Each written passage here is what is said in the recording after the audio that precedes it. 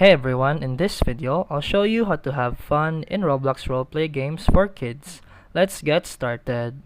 First, search for kid-friendly roleplay games like Brookhaven, Livetopia, Adopt Me, or Berry Avenue. Join the game and choose your character style. You can be a kid, a parent, a pet, or even a superhero. Then find a house, school, hospital, or shop to start your pretend adventure. Then use emotes, vehicles, and tools like strollers, food, or toys to make the roleplay more fun and real. Play with friends or meet new players. Use the chat to talk, make stories, and act out cool scenes.